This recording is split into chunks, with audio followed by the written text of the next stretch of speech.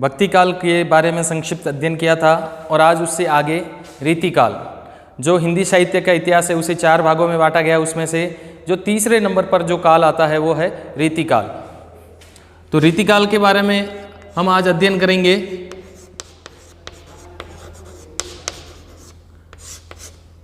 रीतिकाल, इसकी समय अवधि सन में अगर कहा जाए तो सन 1643 से 1843 ईस्वी तक, सन 1643 से 1843 ईस्वी तक। और अगर विक्रम संवत की बात की जाए तो विक्रम संवत 1700 से 1900 तक, ये जो टाइम पीरियड है वो रीतिकाल का माना गया है। विक्रम संवत 1700 से 1900 तक और सन में अगर बात की जाए तो सन 1643 से 1843 तक। अब हम रीतिकाल के बारे में अध्ययन कर रहे हैं तो सबसे पहले रीति शब्द को स्पष्ट करना जरूरी है कि रीति का मतलब क्या होता है।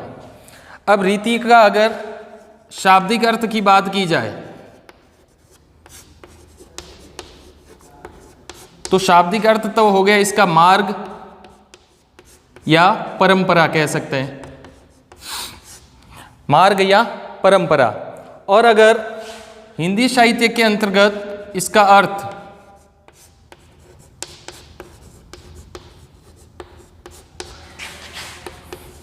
तो इसका अर्थ होगा विशिष्ट पद रचना शैली, विशिष्ट पद रचना शैली, या दूसरे रूप में हम कह सकते हैं काव्यांग निरूपण, यानी काव्य के अंगों का प्रयोग करते हुए कोई रचना रचित की जाए तो वह रीति के अंतर्गत मानी जाती है। विशिष्ट पद रचना शैली या काव्यांग निरूपण को हम रीति कहा जाएगा साहित्य के रूप में। अब रीतिकाल में ही आगे चलते हैं अपन कि रीतिकाल जो नामकरण हुआ, जो रीतिकाल नाम पड़ा वह कैसे, तो आचार्य रामचंद्र शुक्ल ने हिंदी साहित्य में विक्रम संवत 1700 से 1900 तक के काल को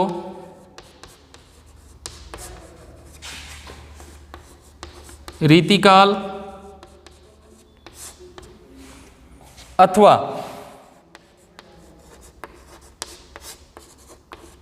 उत्तर मध्य काल कहा है।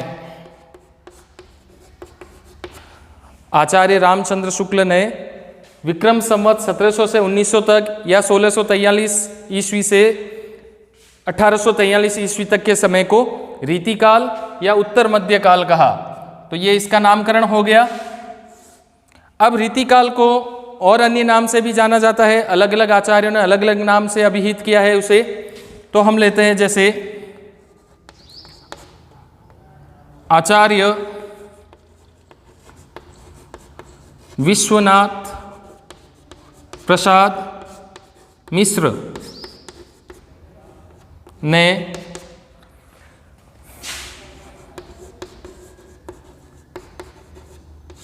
रीतिकाल को श्रृंगार काल की संज्ञा दी।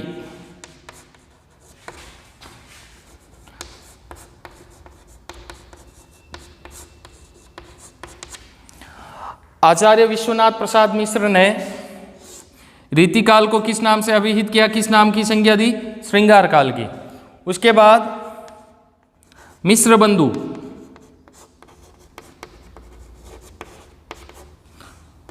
ने रीतिकाल को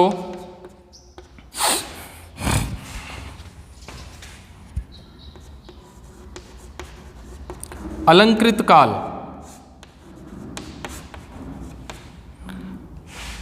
की संज्ञा दी। मिश्र बंधु 3 भाई थे, उन्होंने रीतिकाल को अलंकृत काल कहा। किस नाम से अभिहित किया, अलंकृत काल।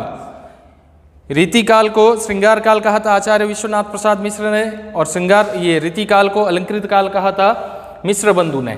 अब इसके बाद जो रीतिकाल हम पढ़ रहे हैं, श्रृंगार काल के बारे में हो गया, अलंकृत काल के बारे में हो गया। अब इस काल में किस प्रकार की रचनाएं हुई उसके बारे में देखते हैं कि रीतिकाल में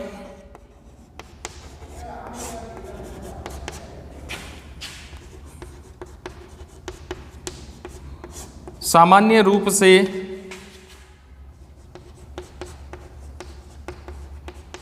श्रृंगार परक लक्षण ग्रंथों की रचना हुई। रीतिकाल में सामान्य रूप से दो बातें याद रखनी, एक तो श्रृंगार परक और दूसरी लक्षण ग्रंथ। श्रृंगार परक का मतलब श्रृंगार रस युक्त रचनाएं, और लक्षण ग्रंथ का मतलब हो गया है, अब यहां पर आप लिख सकते हो कि लक्षण ग्रंथ का तात्पर्य क्या हुआ,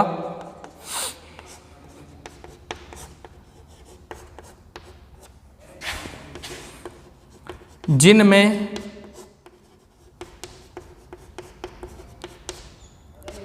काव्यांगों का निरूपण हुआ हो। लक्षण ग्रंथ कहेंगे कि जिनमें काव्यांगों का निरूपण हुआ हो उसे हम लक्षण ग्रंथ कहते हैं। काव्यांग जैसे रस, निष्पत्ति, उनके तत्व, इन सभी का समावेश जिस रचना के अंतर्गत हुआ हो उन्हें हम किस नाम से जानेंगे? लक्षण ग्रंथ। अब रीतिकाल के जो प्रमुख भेद नहीं, उनको विशेषताओं के आधार पर उन्होंने अलग अलग भागों में जो बांटा है उसके बारे में देखते हैं।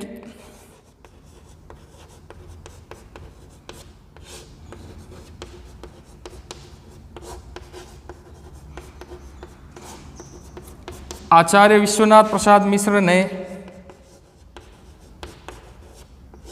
रीतिकाल के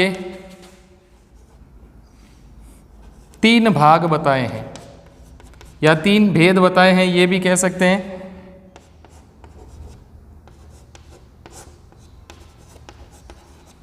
अब वो भेद कौन कौन से हैं? रीतिबद्ध,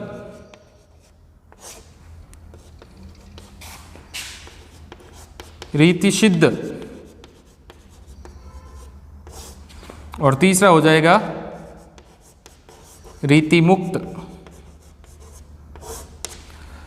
एक बार वापस कि रीतिकाल जिसकी समय अवधि 1643 से 1843 ईस्वी और विक्रम संवत 1700 से 1900 तक।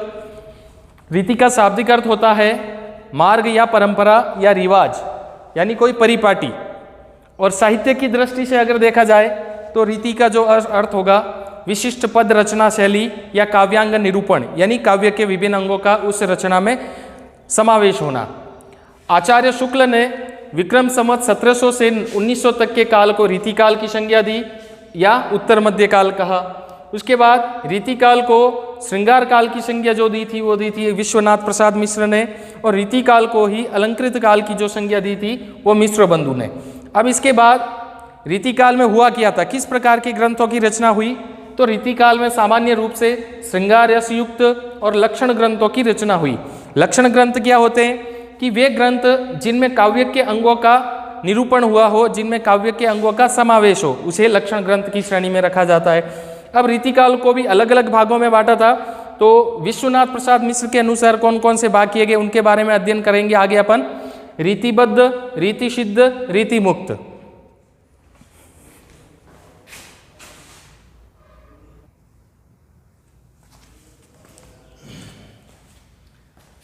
आगे हम बात करते हैं, जैसा कि आचार्य विश्वनाथ प्रसाद मिश्र ने रीतिकाल को 3 भागों में बांटा, रीतिबद्ध, रीतिसिद्ध और रीतिमुक्त। तो उसमें पहला भाग रीतिबद्ध कवि।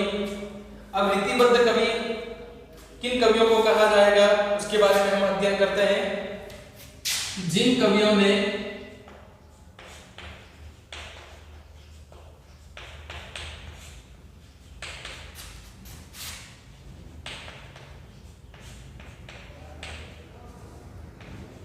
काव्य रीतियों का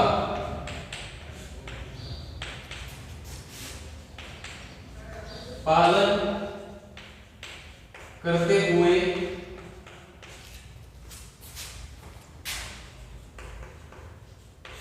काव्य रचना की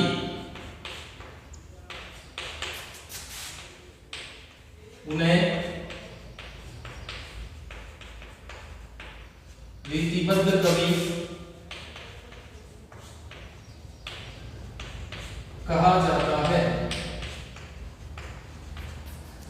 जिन कवियों ने काव्य की रीतियों का पालन करते हुए अपने काव्य की रचना की उन्हें रीतिबद्ध कवि कहा जाता है। काव्य की रीतियां यानी काव्य के विभिन्न तत्वों का समावेश करते हुए उन्होंने अपने काव्य में उसका समावेश किया, तो उन कवियों को हम रीतिबद्ध कवि के नाम से अभिहित करेंगे। अब रीतिबद्ध कवियों में जैसे उदाहरण ले सकते हैं अपन चिंतामणि, आचार्य चिंतामणि, मतीराम, कवि भूषण, कवि देव, भिखारीदास,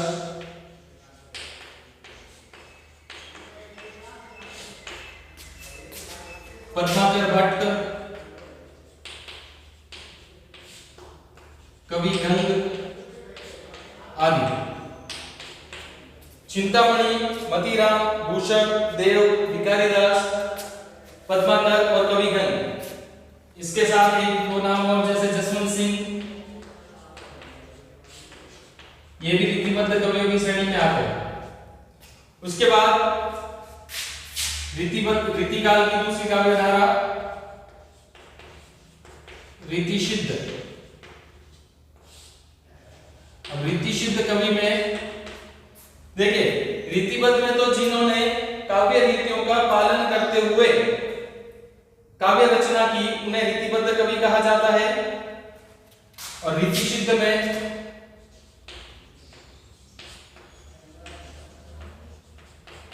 जिन कवियों ने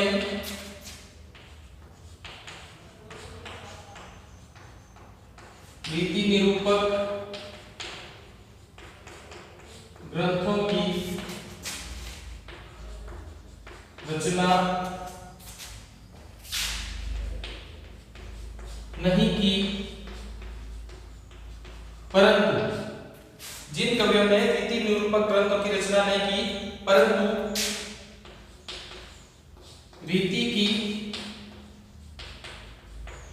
जानकारी का उपयोग करते हुए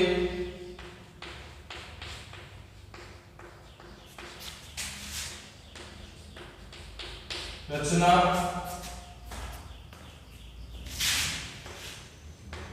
लिखी, उन्हें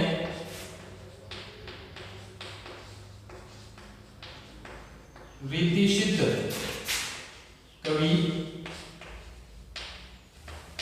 कहा जाता है। जिन कवियों ने रीति निरूपक ग्रंथों की रचना तो नहीं की, लेकिन रीति की जानकारी उनको अच्छे से थी और उसी का प्रयोग करते हुए उन्होंने अपने लक्षण ग्रंथ लिखे, तो उसे हम रीतिसिद्ध कवि कहेंगे।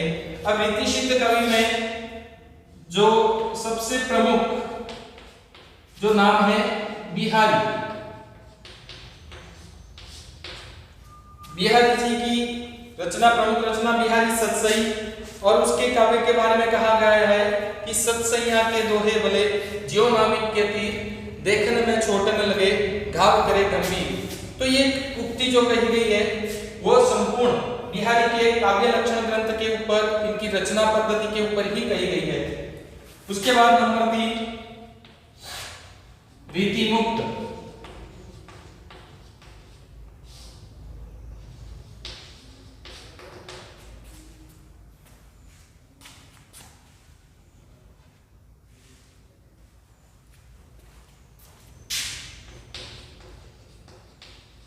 जिन्होंने न तो रीति निरूपक ग्रंथों की रचना की तथा न ही उन्होंने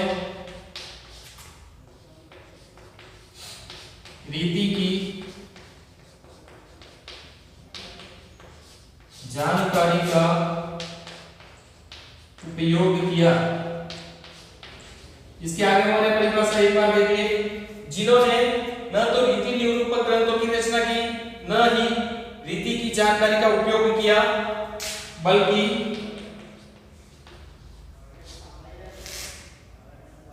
रीति के बंधन से पूर्णतः मुक्त या स्वतंत्र होकर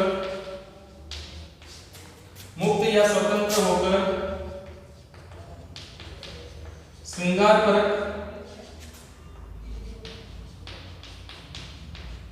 रचनाएं लिखी। उन्हें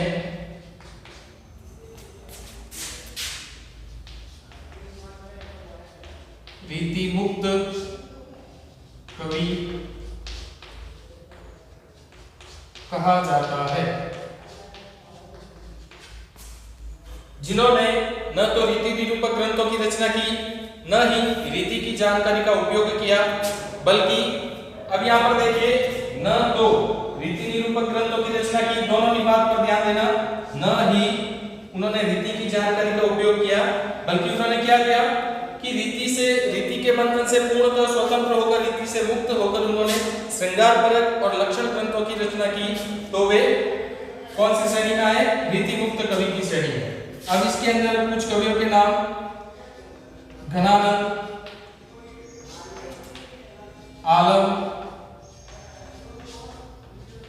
बोधा, ठाकुर आदि। घनानंद, आलम, बोधा, ठाकुर आदि। अब एक बार वापस रिवीजन। रीतिबद्ध कवि उनको कहेंगे जिन्होंने काव्य रीतियों का पालन किया, काव्य के विभिन्न तत्वों का पालन करते हुए अपने लक्षण ग्रंथ लिखे, वो किसकी श्रेणी में आए? रीतिबद्ध कवि की श्रेणी में। अब उसके अंतर्गत उदाहरण है, जैसे कवियों के नाम है चिंतामणि, मतीराम, भूषण, कविदेव, भिखारीदास, पद्माकर, कवि गंग, जसवंत सिंह। उसके बाद रीतिसिद्ध कवि, देखिए ये तीनों नाम जो है नाम से स्पष्ट होते जा रहे हैं। बद्ध, सिद्ध, मुक्त। बद्ध यानी रीति की परिपाटी में बंधे हुए, रीतिसिद्ध यानी जिन्होंने रीति निरूपक ग्रंथों की रचना तो नहीं की, लेकिन उन्होंने किया, उनको क्या रीति की जानकारी थी, तो जब वो लक्षण ग्रंथों की रचना कर रहे थे तो रीति निरूपक के उदाहरण के रूप में वे लक्षण अपने आप उसमें प्रकट होते गए, तो इसे कहा गया है रीतिसिद्ध। यानी जिन कवियों ने रीति निरूपक ग्रंथों की रचना नहीं की, परंतु रीति की जानकारी का उपयोग करते हुए, रीति की जानकारी का उपयोग करते हुए रचनाएं की, उन्हें रीतिसिद्ध कवि कहा जाता है। और फिर तीसरे नंबर पे आता है रीतिसिद्ध में, देखिए प्रमुख बिहारी, जिनकी प्रमुख रचना बिहारी सतसई, और एक उक्ति भी गई, एक दोहा भी लिखा गया है कि बिहार सतसैया के दोहे बोले ज्यों नाविक के तीर, देखने में छोटन लगे घाव करे गंभीर। बिहारी सतसई में जो दे रखे हैं, उन शब्दों को देखा जाए, पढ़ा जाए तो देखने में वो साधारण से लगते हैं, लेकिन जब उनका भावार्थ, जब उनका अर्थ स्पष्ट होता है, तब वो एक गंभीर भाव के समान हमें प्रेरणा के रूप में प्रदायमान लगते हैं।